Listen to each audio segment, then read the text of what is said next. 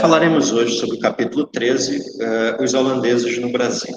Então, esse capítulo 13, os holandeses no Brasil, fala exatamente o período, né, colonial brasileiro, em que houve diversas guerras, sobretudo essas guerras ao longo do século XVII, né? E o foco principal dessas guerras no Brasil era exatamente o Nordeste. Justamente porque o Nordeste, ele acabava ali tendo a maior parte das lavouras de açúcar e também dos engenhos, fazendo com que essa região fosse bastante cobiçada. Os holandeses, eles acabaram ali, a partir de 1630, atacando o Nordeste do Brasil, né, onde eles acabaram ali arrasando a cidade de Olinda e também tomando o Recife. E essa conquista holandesa, ela se efetivou a partir de 1834, mesmo existindo uma resistência local bastante significativa, ela acabou essa invasão se expandindo para Pernambuco, Paraíba e Rio Grande do Norte, e posteriormente conquistando até mesmo os atuais Sergipe e os litorais do Maranhão e do Ceará. É o Sergipe e o litoral do Maranhão e do Ceará. E os holandeses eles passaram 25 anos, né, dominando essa região do Nordeste brasileiro. Okay? E um ponto interessante é exatamente como é que se estabelece essa visão de domínio holandês. Né? A partir do século, desde o final do século XVI, melhor dizendo, Portugal estava vivendo um declínio do seu poder, né? Seu poder máximo. Nessa época, Portugal estava sendo governado ali pelo Dom Sebastião. Ele era um rei jovem. Portugal já não era um reino tão glorioso assim como foi ao longo do século XV e até meados ali do século XVI. O reino português ainda tinha feitorias ali na costa africana, tinha fortalezas na Índia, tinha capitanias no litoral brasileiro. Contudo, Portugal começava a perder competitividade para a Espanha. E a Espanha era dona de um império colonial rico, principalmente porque nesse império colonial os espanhóis conseguiram encontrar os metais preciosos. Certo? E o Brasil era o único local, basicamente, que ainda dava ali um alento à economia portuguesa, né, devido à produção do açúcar. E, sobretudo, dois locais, Pernambuco e Bahia, eram de extrema relevância aí nessa ideia de produtividade.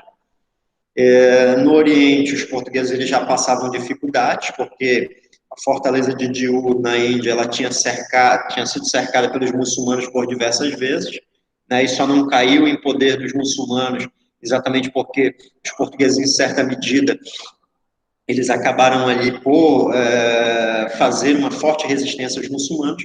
E na África, o esforço dos portugueses se concentrou ali na costa ocidental africana, na captura de escravos. Os autores do livro aqui, eles acabam estabelecendo que o Dom Sebastião, em certa medida, ele era um rei desastrado. Desastrado no que diz respeito ali às decisões que acabava tomando.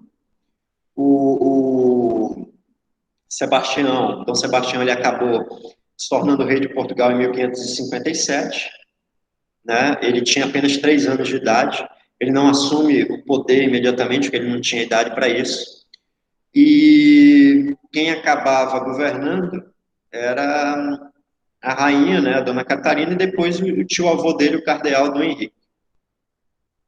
Quando ele completou 14 anos de idade, 1568, ele acabou subindo ao trono, ele acabou sendo ele o governante, já que ele foi visto como uma pessoa capaz, né, já que ele era um rapaz que gostava muito das artes militares, gostava de lutar com a espada, cavalgar e etc. Então, o próprio Dom Sebastião se sentia ali um cavaleiro medieval. Ele era um rei bastante católico, por ser bastante católico, ele sonhava ali em governar o mundo inteiro como um mundo cristão, o mundo fosse cristão. Foi assim que, no ano de 1574, ele, aos 20 anos de idade, ele decidiu invadir o Marrocos, fazer uma invasão ao Marrocos, no norte da África. Os conselheiros do Dom Sebastião, eles entendiam ali que Dom Sebastião não deveria fazer isso. Mas, mesmo assim, ele acabou montando um exército com 25 mil homens e partiu para a guerra, partiu para o Marrocos para fazer guerra. O Marrocos era exatamente uma região que estava habitada ali por muçulmanos. E o Dom Sebastião pensava estar fazendo ali uma grande cruzada. Só que acabou sendo um grande desastre para Portugal esse ataque, já que o rei ele foi capturado, né, pelos muçulmanos e aos 24 anos de idade ele acabou sendo morto, né?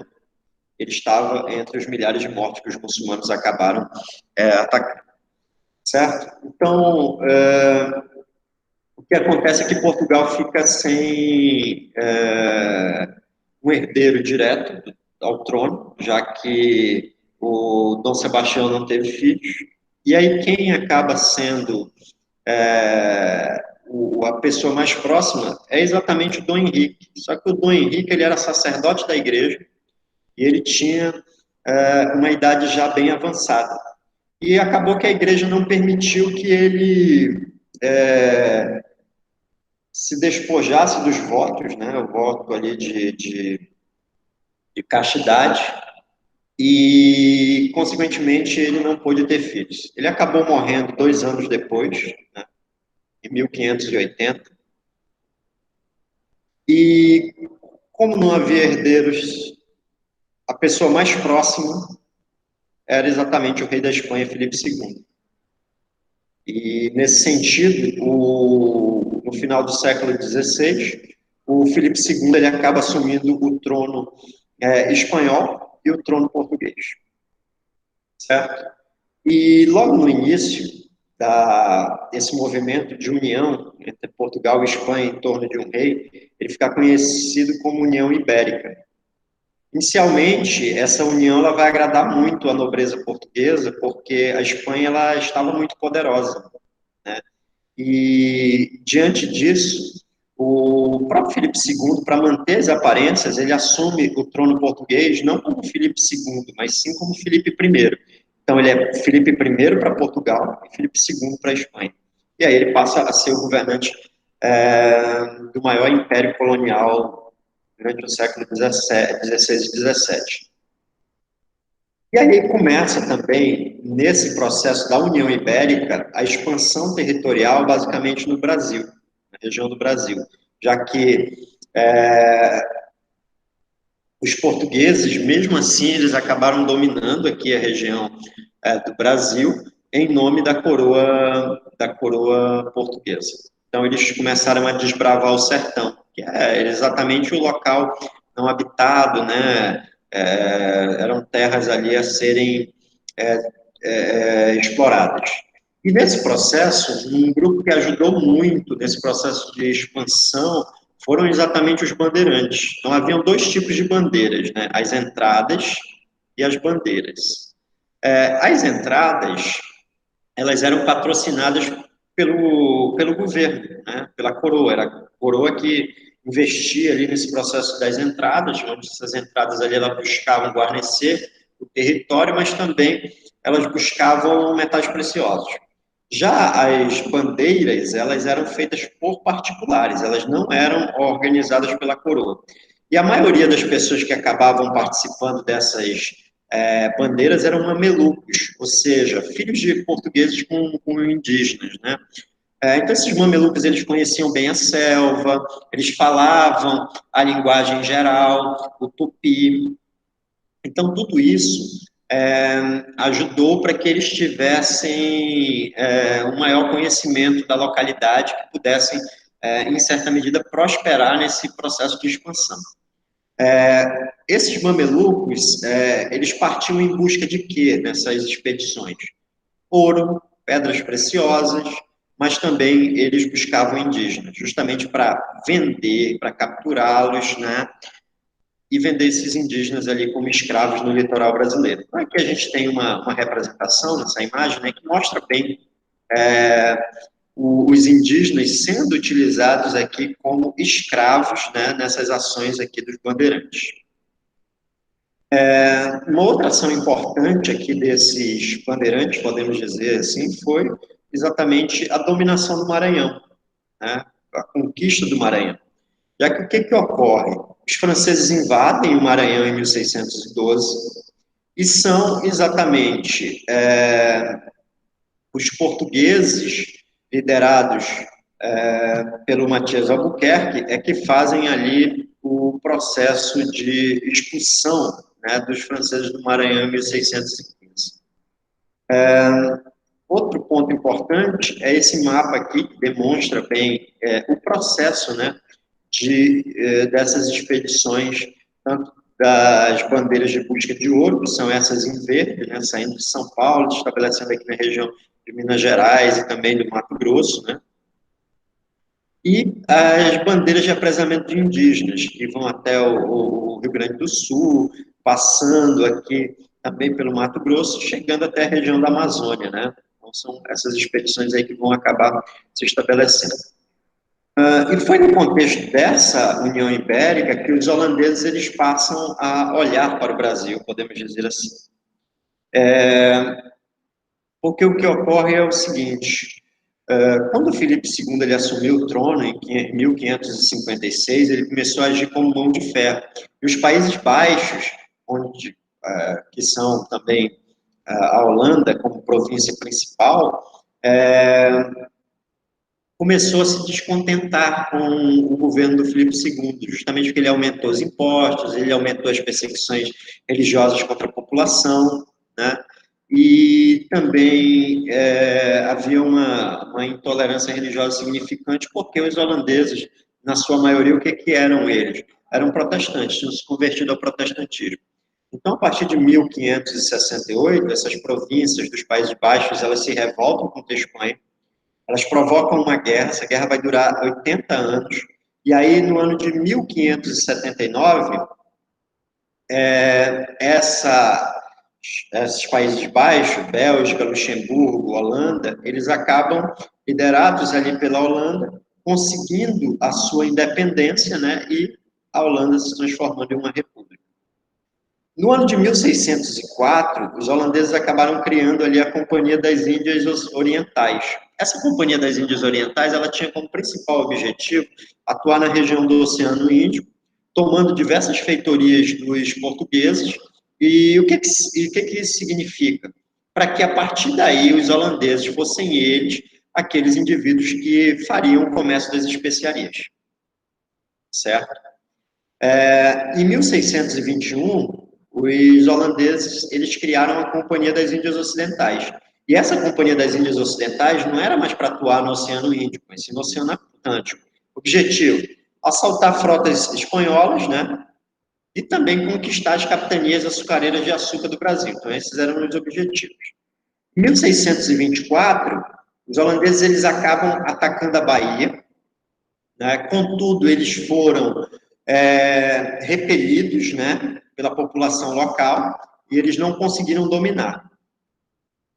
No ano de 1625, né, eles já têm ali uma pretensão de atacar Olinda, por perceber que as defesas eram precárias, junto com o Recife. Então, as pretensões passaram a ser Pernambuco.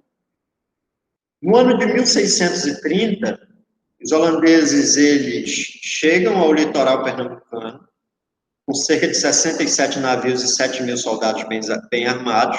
Eles arrasam Olinda, né, e conquistam a região do Recife. Os luso-brasileiros, podemos dizer assim, eles eram liderados pelo Matias Albuquerque, né, que liderava ali indígenas, liderava guerrilheiros, mas acabou ali que os holandeses conseguiram derrotá-los.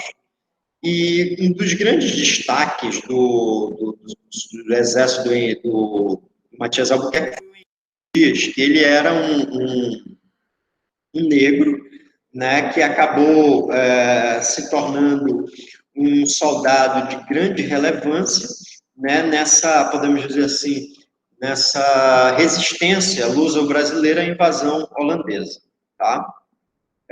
Outra situação importante foi que um indivíduo chamado Domingos Fernandes Calabar, ele era um mestiço, ele era o braço direito do Matias Albuquerque, governador de Pernambuco, ele acabou desertando do exército luso-brasileiro e fazendo parte do exército holandês. A partir daí, 1632, os holandeses ganharam todas as batalhas dos portugueses e acabaram dominando a região né? Um ponto importante aí é que, posteriormente, o Calabar ele foi preso, né, pelo Matias Albuquerque, foi condenado ao enforcamento, e, ao ser condenado ao enforcamento, ele, depois de enforcado, ele foi esquartejado, né, pelo crime de alta traição. E, após a conquista do Nordeste, né, após a conquista holandesa, o Brasil ele vive ali um período holandês, né, as terras brasileiras ali do Nordeste vivem esse período holandês. E em janeiro de 1637, chega exatamente ao Recife o Conde Maurício de Nassau. Ele vai ser nomeado ali pela Companhia das Índias Ocidentais para governar o Nordeste. Nassau era um homem de grande experiência militar, né? E, em certo sentido, ele era uma pessoa extremamente preparada para governar a região que os holandeses haviam dominado. Então, essas partes aqui são as regiões que os holandeses acabam dominando, certo? Toda essa região. Ok? E no governo do Nassau, o Nassau ele acabou promovendo algumas coisas importantes. Ele estabeleceu a facilitação de empréstimos para produtores de açúcar, né? Quisessem continuar ali, mesmo eles sendo portugueses. Também ele fez com que Recife se tornasse o maior mercado de escravos chegada à América. Ele também manteve a tolerância religiosa, respeitando a religião católica, incentivou até mesmo que judeus portugueses pudessem vir, né, de Amsterdã, né, para o comércio açucareiro na região do Brasil. Então é que a primeira sinagoga da América é exatamente, ela foi construída no Recife. E ele fez também a construção de um palácio, né, na denominada Ilha de Antônio Vaz, e também urbanizou esse local, ele deu o nome de Cidade Maurícia, né? Então, patrocinou também a vinda de artistas, né, para retratar aqui a natureza e a região e a sociedade colonial. E o Nassau, ele é visto como um homem muito poderoso, porque durante o governo dele, ele fez diversas conquistas, né? Por exemplo, ao sul, ele conquista a região do Sergipe, chegando também até Penedo, no Foz de São Francisco. Ao norte, ele domina o Ceará e o Maranhão. Empenhado também no tráfico de escravos, né, para abastecer o mercado açucareiro, ele conquista a fortaleza de São Jorge da Mina, que pertencia a Portugal, na região do Guiné, certo? E ele tentou também conquistar a Bahia, mas ele fracassou novamente. Esse fracasso deu em 1638, uma segunda tentativa holandesa ali de conquistar a Bahia. Porém, Nassau ele governou o Brasil holandês, né, durante todo esse tempo, mas em 1640 os portugueses eles conseguiram romper com a coroa espanhola, promoveram ali a denominada restauração, né? E aí foi nomeado o novo rei português, Dom João IV, no lugar do último rei espanhol do trono português. Essa restauração ela trouxe consequências imediatas, porque a partir daí vai existir um processo de resistência ainda maior para que essas terras elas sejam recuperadas. Em 1643, os negócios para os comerciantes portugueses começam a não ter os lucros esperados. E o que acaba ocorrendo? A Companhia das Índias Ocidental ela exigia o pagamento de dívidas, e o Nassau ele queria negociar. Acabou que a companhia não o ouviu e ele acabou desistindo do cargo. Ele deixou o governo em 1644 mas dizendo que poderia haver uma rebelião caso essas cobranças em relação aos portugueses elas se fizessem. E, de fato, não deu outra. Eclodiu uma guerra em 13 de junho de 1645. O grande líder foi o João Fernandes Vieira, que devia uma fortuna para os holandeses. Esse levante acabou dando certo, já que a companhia holandesa cansou de investir no Brasil, né, e de mandar reforços, e preferiu exigir que os portugueses acabassem ali com a revolta. E para acalmar, o rei português dizia que iria pagar tudo assim que lhe fosse possível. Os indígenas e os africanos, eles atuaram fortemente, né, nessa guerra. Inclusive, o Henrique Dias chegou a comandar mais de 2.000 soldados em várias batalhas, né? Tanto é que ele ganha ali um título, né, fictício, né, pela coroa portuguesa. E também ele ganha terras, ele ganha título de nobreza, pensão, né? E no ano de 1648, os holandeses eles acabaram ali reduzidos ao controle do Recife da Olinda e em pontos bem menores. Já os portugueses eles contavam ali com exércitos negros, com exércitos também com indígenas como os potiguaras. Esses potiguaras ali liderados pelo Felipe Camarão, que acabaram ali derrotando os holandeses. E essa derrota holandesa, ela se fez com a expulsão em 1654, certo? E uma das batalhas mais importantes foi exatamente a Segunda Batalha dos Guararapes, né? Onde, a partir dessa vitória dos portugueses, os holandeses eles foram expulsos em 1654. E o nosso personagem aqui, o Henrique Dias, ele foi, sem dúvida nenhuma, um dos protagonistas, né, dessa ação, onde ele acabou liderando ali um exército significativo que ajudou os portugueses a derrotarem os holandeses, certo? Então, essa aqui foi a nossa aula aí sobre os holandeses no Brasil.